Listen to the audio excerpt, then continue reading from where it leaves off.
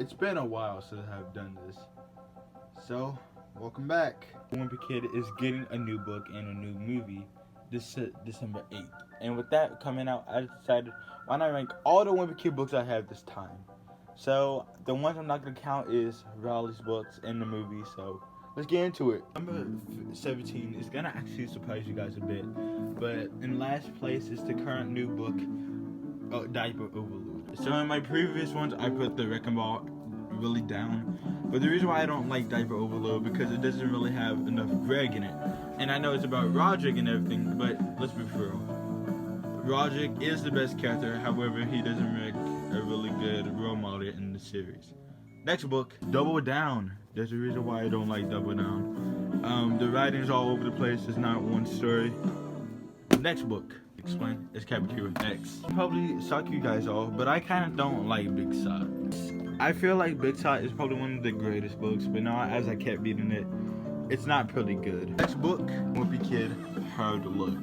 There's a reason why I don't actually like this book. However, I do like a lot of parts in it, like the Easter egg gun and everything. Next book. Okay, so this one was on the top 3 for the worst. Now it's here, The Third Wheel. I feel like The Third Wheel is probably a good read. It's not a good book, but it's actually a good read. Cared about Greg in this one. For The Getaway, I actually cared about Greg in that one. Shocker, Wrecking Ball was up here. I used to hate Wrecking Ball because of the storyline, but now I actually like it, and I kind of think it's probably the third best book, but not a good one. The Deep End. However, the one thing I didn't really like about it is family. Next one, the original Diary of Wimpy Kid. Okay, so I actually like this book because it was the first book I ever read in the series. I mean, after this, I wouldn't really read every other Wimpy Kid book. But let's just be real. This book kind of started it all, and that's why I actually love it. Love it as much as Roderick Rules. Roderick Rules is probably my favorite book, but not good than the other ones. One we got is probably one of the weirdest, Diary of Wimpy Kid, Old School. I used to think a lot of people didn't like Old School because of Greg's mom being a sociopath or a Karen. But I actually like this book because it has a really good writing style and it has one story. Gray's on the future with everyone else in school at camp. So I don't really care, but I actually like it. And it's on The Last Straw.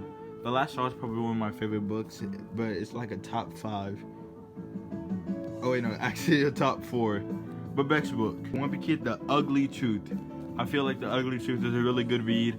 I actually feel like this is a sequel to the Dog Days, and I feel like it's a really good one. So let's go with the top 2.